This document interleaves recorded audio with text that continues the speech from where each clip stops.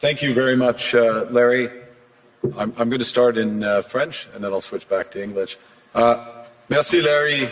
Thank you, Larry. C'est un plaisir. It is both a pleasure et un devoir and a duty d'être parmi vous to be with you tonight en ce point in this pour le Canada pivotal et pour le moment monde. that Canada and the world go Et je through. parlerai aujourd'hui de la Today I rupture will de talk l'ordre about the mondial, rupture in the world order, de la fin the d'une end fiction of agréable a et pleasant de fiction début and the beginning d'une réalité of a brutale. harsh Où la reality, géopolitique where des grandes geopolitics, puissances where n'est the soumise à large aucune main power contrainte. geopolitics is submitted to no Mais je vous limits, no soumets, constraints. par ailleurs, que les autres On the other pays, hand, I would like to en particulier tell les you that the other puissances countries, moyennes comme le especially Canada, ne sont intermediate pas powers like impuissants. Canada, are not powerless. Ils possèdent la capacité de They construire have une the nouvelle capacity to ordre qui build a new intègre order nos that valeurs, encompasses our values, comme le respect des droits such as humains, respect for human le rights, développement sustainable durable, la development, solidarity, la souveraineté et l'intégrité and territorial territoriale des integrity États.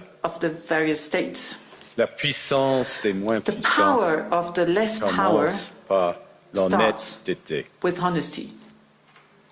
It seems that every day we're reminded that we live in an era of great power rivalry, that the rules-based order is fading, that the strong can do what they can and the weak must suffer what they must. And this aphorism of Thucydides is presented as inevitable, as the natural logic of international relations reasserting itself.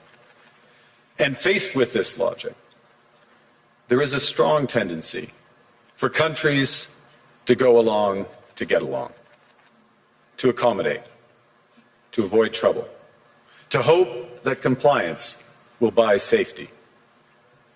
Well, it won't. So what are our options?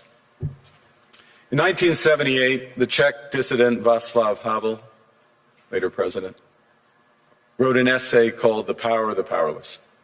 And in it, he asked a simple question: how did the communist system sustain itself? And his answer began with the greengrocer. Every morning, this shopkeeper places a sign in his window: "Workers of the world unite." He doesn't believe it. No one does. But he places a sign anyway to avoid trouble, to signal compliance, to get along. And because every shopkeeper on every street does the same, the system persists. Not through violence alone, but through the participation of ordinary people in rituals they privately know to be false. Havel called this living within a lie. The system's power comes not from its truth, but from everyone's willingness to perform as if it were true. And its fragility comes from the same source. When even one person stops performing, when the greengrocer removes his sign, the illusion begins to crack. Friends, it is time for companies and countries to take their signs down. For decades,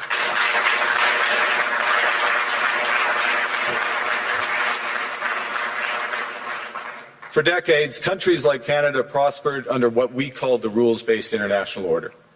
We joined its institutions, we praised its principles, we benefited from its predictability. And because of that, we could pursue values-based foreign policies under its protection. We knew the story of the international rules-based order was partially false, that the strongest would exempt themselves when convenient, that trade rules were enforced asymmetrically. And we knew that international law applied with varying rigor depending on the identity of the accused or the victim. This fiction was useful, and American hegemony in particular helped provide public goods, open sea lanes, a stable financial system, collective security, and support for frameworks for resolving disputes. So we placed the sign in the window. We participated in the rituals, and we largely avoided calling out the gaps between rhetoric and reality. This bargain no longer works. Let me be direct. We are in the midst of a rupture, not a transition. Over the past 2 decades, a series of crises in finance, health, energy, and geopolitics have laid bare the risks of extreme global integration. But more recently, great powers have begun using economic integration as weapons. Tariffs as leverage, financial infrastructure as coercion, supply chains as vulnerabilities to be exploited. You cannot live within the lie of mutual benefit through integration when integration becomes the source of your subordination. The multilateral institutions on which the middle powers have relied, the WTO, the UN, the COP, the architecture, the very architecture of collective problem solving are under threat. And as a result, many countries are drawing the same conclusions, that they must develop greater strategic autonomy in energy, food, critical minerals, in finance and supply chains. And this impulse is understandable. A country that can't feed itself, fuel itself, or defend itself has few options. When the rules no longer protect you, you must protect yourself. But let's be clear-eyed about where this leads. A world of fortresses will be poorer, more fragile, and less sustainable. And there's another truth. If great powers abandon even the pretense of rules and values for the unhindered pursuit of their power and interests, the gains from transactionalism will become harder to replicate. Hegemons cannot continually monetize their relationships. Allies will diversify to hedge against uncertainty. They'll buy insurance, increase options in order to rebuild sovereignty. Sovereignty that was once grounded in rules but will increasingly be anchored in the ability to withstand pressure. This room knows this is classic risk management. Risk management comes at a price. But that cost of strategic autonomy, of sovereignty, can also be shared. Collective investments in resilience are cheaper than everyone building their own fortresses. Shared standards reduce fragmentations. Complementarities are positive sum. And the question for middle powers like Canada is not whether to adapt to the new reality. We must. The question is whether we adapt by simply building higher walls or whether we can do something more ambitious. Now, Canada was amongst the first to hear the wake-up call, leading us to fundamentally shift our strategic posture. Canadians know that our old, comfortable assumptions that our geography and alliance memberships automatically conferred prosperity and security, that assumption is no longer valid. And our new approach rests on what Alexander Stubb, the President of Finland, has termed value-based realism. Or to put another way, we aim to be both principled and pragmatic. Principled in our commitment to fundamental values, sovereignty, territorial integrity, the prohibition of the use of force except when consistent with the UN Charter, and respect for human rights. And pragmatic in recognizing that progress is often incremental, that interests diverge, that not every partner will share all of our values. So we're engaging broadly, strategically, with open eyes. We actively take on the world as it is, not wait around for a world we wish to be. We are calibrating our relationships so their depth reflects our values. And we're prioritizing broad engagement to maximize our influence, given the fluidity of the world at the moment, the risks that this poses, and the stakes for what comes next. And we are no longer just relying on the strength of our values, but also the value of our strength. We are building that strength at home. Since my government took office, we have cut taxes on incomes, on capital gains and business investment. We have removed all federal barriers to interprovincial trade. We are fast-tracking $1 trillion of investments in energy, AI, critical minerals, new trade corridors, and beyond. We're doubling our defense spending by the end of this decade, and we're doing so in ways that build our domestic industries. And we are rapidly diversifying abroad. We've agreed a comprehensive strategic partnership with the EU, including joining SAFE, the European Defence Procurement Arrangements. We have signed 12 other trade and security deals on 4 continents in 6 months. The past few days, we've concluded new strategic partnerships with China and Qatar. We're negotiating free trade pacts with India, ASEAN, Thailand, Philippines, and Mercosur. We're doing something else. To help solve global problems, we're pursuing variable geometry. In other words, different coalitions for different issues based on common values and interests. So on Ukraine, we're a core member of the Coalition of the Willing and one of the largest per capita contributors to its defense and security. On Arctic sovereignty, we stand firmly with Greenland and Denmark and fully support their unique right to determine Greenland's future.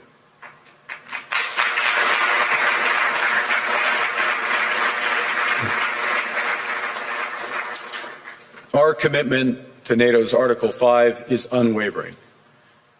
So we're working with our NATO allies, including the Nordic-Baltic 8, to further secure the alliance's northern and western flanks, including through Canada's unprecedented investments in over-the-horizon radar, in submarines, in aircraft, and boots on the ground, boots on the ice. Canada strongly opposes tariffs over Greenland and calls for focused talks to achieve our shared objectives of security and prosperity in the Arctic. On plurilateral trade, we're championing efforts to build a bridge between the Trans-Pacific Partnership and the European Union, which would create a new trading bloc of 1.5 billion people. On critical minerals, we're forming buyers' clubs anchored in the G7 so that the world can diversify away from concentrated supply. And on AI, we're cooperating with like-minded democracies to ensure that we won't ultimately be forced to choose between hegemons and hyperscalers. This is not naive multilateralism, nor is it relying on their institutions.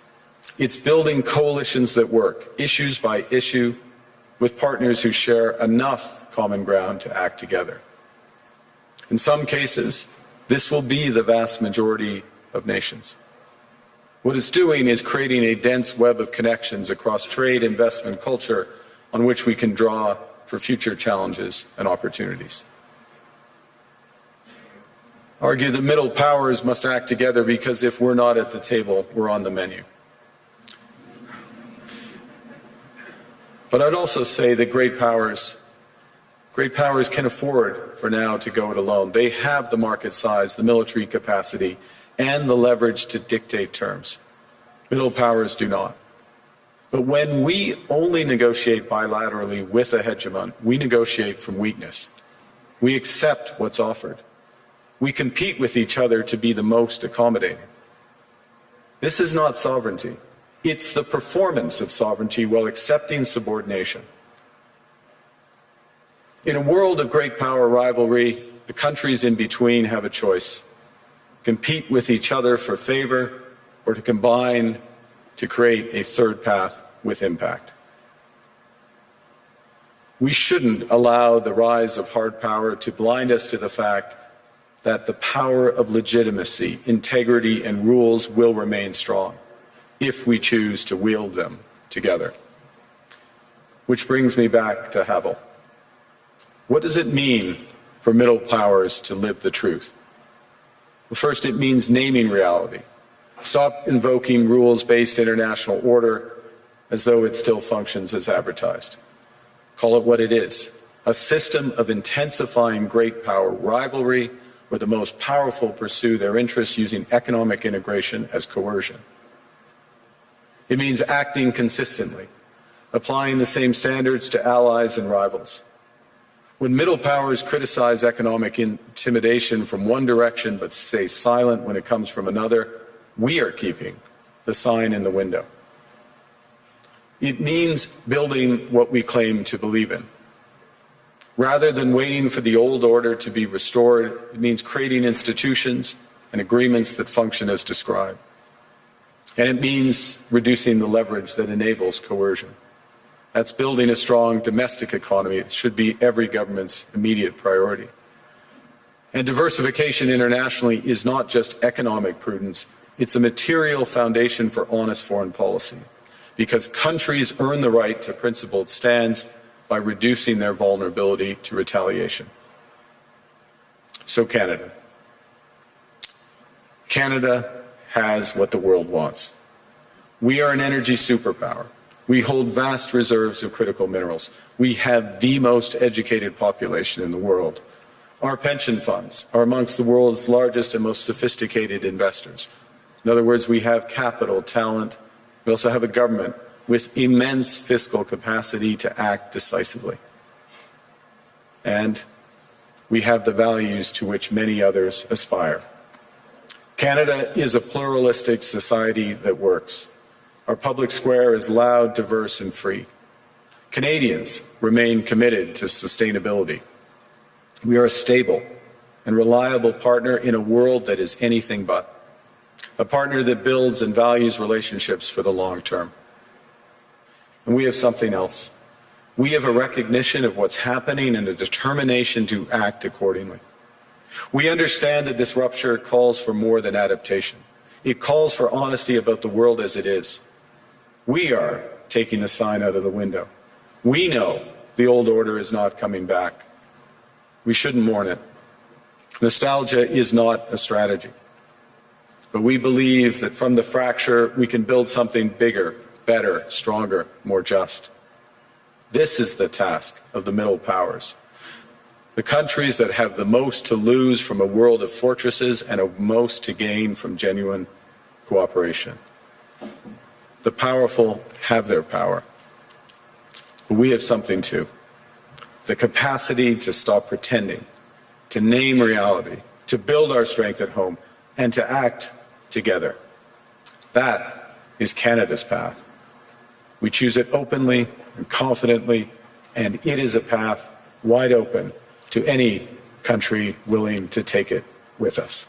Thank you very much.